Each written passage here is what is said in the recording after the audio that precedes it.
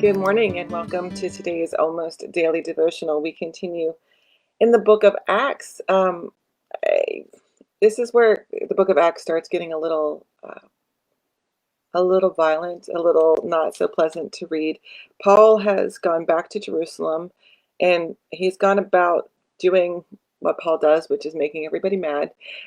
He's preaching the gospel, and some of the church leaders in Jerusalem, the people, fellow Christians, are starting to find that threatening. They're starting to worry or be concerned about Paul's influence on the church and the way that his influence affects their power structure. And so they get really upset with Paul and bring him in front of the Jerusalem council and start to question him and ask him things like on what authority he has to do that, to be preaching the gospel. And so the people seize him, the people in the temple seize him and take him to the Roman authorities.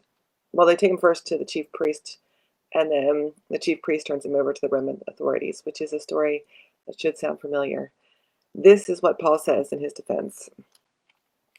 When I returned to Jerusalem and was praying in the temple, I had a vision. I saw the Lord speaking to me. Hurry, the Lord said. Leave Jerusalem at once, because they won't accept your testimony about me. I responded, Lord, these people know I used to go from one synagogue to the next, beating those who believe in you and throwing them into prison. When Stephen, your witness, was being killed, I stood there giving my approval, even watching the clothes that belonged to those who were killing him. Then the Lord said to me, Go, I will send you far away. The crowd listened to Paul until he said this. Then they shouted, Away with him, he's not fit to live. As they were stretching him out and tying him down, Paul said to the centurion, Can you legally whip a Roman citizen who has not been found guilty in court? When he heard this, he went to the commander. He asked, What are you about to do? This man is a Roman citizen. Paul said, I am a citizen of Rome by birth. At once those who were about to examine him stepped away.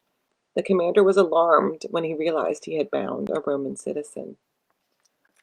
So here we see the difference between Jesus and Paul in their stories, and Peter for that matter. Peter goes through the same thing, and Stephen.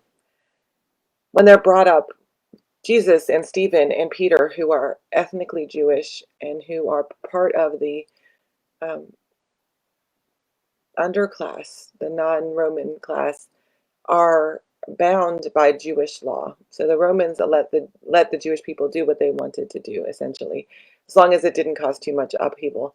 And so Jesus and Peter and Stephen were all subject to that.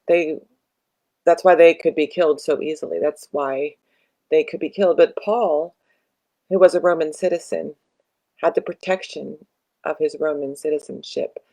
And so the centurion and the commander of the garrison could not do what the people wanted because they didn't do that. The Jews couldn't capture a Roman citizen. And so Paul, in some ways, was protected by the state in which he lived, by his status in his society. He wasn't being any less controversial than Peter. He wasn't being any less controversial than Stephen. He certainly wasn't threatening them as much as Jesus did.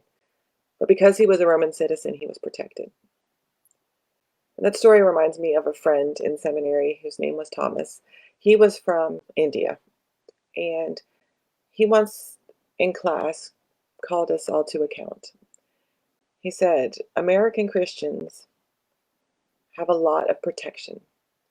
He said, if I go and I'm a missionary somewhere in a country, he was in Vietnam, um, and I preach the gospel, then I don't have any protection.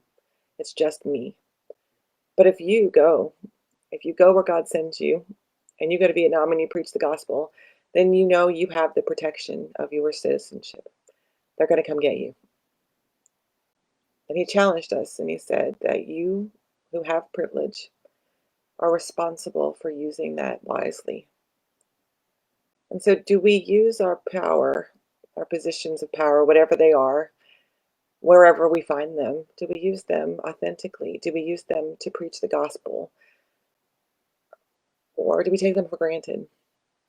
Do we take them for granted and not utilize one of the tools we have in our quiver, in our belt, can we risk a little bit more maybe than somebody else might be able to in the preaching of the gospel? God bless.